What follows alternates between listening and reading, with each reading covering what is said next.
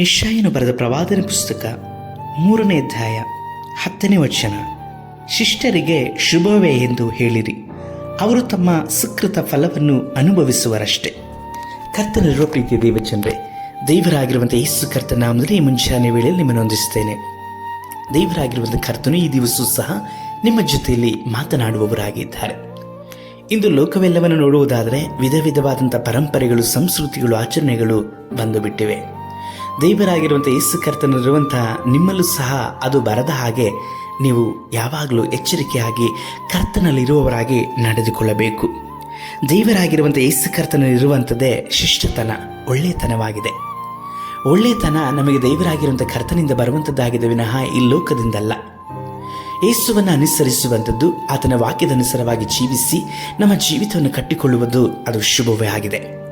ದುಷ್ಟರು ಎಂದಿಗೂ ಸಹ ದೇವರ ಆಶೀರ್ವಾದಗಳನ್ನು ಹೊಂದಿಕೊಳ್ಳಲಿಕ್ಕೆ ಅನುಭವಿಸಲಿಕ್ಕೆ ಸಾಧ್ಯವಿಲ್ಲ. ನೀವು ದೇವರಾಗಿರುವಂಥ ಯೇಸು ಕರ್ತನಲ್ಲಿ ಇರಲಿಕ್ಕಾಗಿಯೂ, ಆತನ ಶುಭವನ್ನು, ಆಶೀರ್ವಾದಗಳನ್ನು ಅನುಭವಿಸಲಿಕ್ಕಾಗಿಯೂ, ಆ ಮುಖಾಂತರವಾಗಿ ಇತರರಿಗೆ ಮಾರ್ಗದರ್ಶಕರಾಗಿಯೂ ಮಾದರಿಯಾಗಿ ಜೀವಿಸಲಿಕ್ಕಾಗಿ ಆರಿಸಿ ತೆಗೆದುಕೊಂಡಂಥವರು.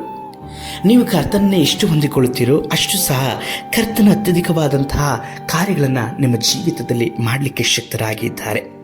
ಸುಕೃತವಾದಂತಹ ಸುಖವಾದಂತಹ ಫಲಗಳನ್ನು ಕರ್ತನ ಬಳಿಯಿಂದ ನೀವು ಹೊಂದಿಕೊಳ್ಳಲಿಕ್ಕೆ ಬೇಕಾಗುವ ರೀತಿಯಲ್ಲಿ ಕರ್ತನ ಬಾಂಧವ್ಯವನ್ನು, ಆತನ ಅನುಸರಿಸುವಿಕೆಯನ್ನು ನೀವು ಅನುಭವಿಸುವಾಗ, ನಡೆದುಕೊಳ್ಳುವಾಗ ಕರ್ತನ ಅವುಗಳೆಲ್ಲವನ್ನು ಕೊಡಲಿಕ್ಕೆ ಶಕ್ತರು.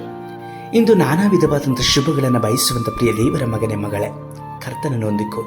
ದೇವರಾಗಿರುವಂಥ ಯೇಸು ಕರ್ತನೆ ದೊಡ್ಡ ಆಶೀರ್ವಾದದ ನಿಧಿಯಾಗಿದ್ದಾರೆ. ಆತನ ಎಂದಿಗೂ ಸಹ ನಿಮ್ಮನ್ನು ಕೈಬಿಡದೇ ಇರುವಂಥ ದೇವರಾಗಿದ್ದಾರೆ. ಲೋಕದಲ್ಲಿರುವಂತಹ ಅಲ್ಪ ಸುಖಕರವಾದಂಥ ಕಾರ್ಯಗಳಿಗಾಗಿ ಕರ್ತನನ್ನು ಬಿಟ್ಟು ಹೋಗಬೇಡ್ರಿ. ಈ ಲೋಕದಲ್ಲಿರುವಂಥದ್ದೆಲ್ಲವೂ ಸಹ ಒಂದು ದಿನದಲ್ಲಿ ನಾಶವಾಗ್ತದೆ, ಅಳಿದು ಹೋಗಲ್ಪಡ್ತದೆ. ಅಳಿಯದೇ ಇರುವಂಥ ಕರ್ತನ ಆಶೀರ್ವಾದ, ಶುಭ, ಆತನ ಬಾಂಧವ್ಯವನ್ನು ನೀವು ಹೊಂದಿಕೊಂಡು ನಡೆಯುವುದಾದರೆ ಕರ್ತನು ನಿಮಗೆ ಶುಭವನ್ನು ದಯಪಾಲಿಸಿ ನಡೆಸುತ್ತಾರೆ. ಪ್ರಾರ್ಥಿಸೋಣ.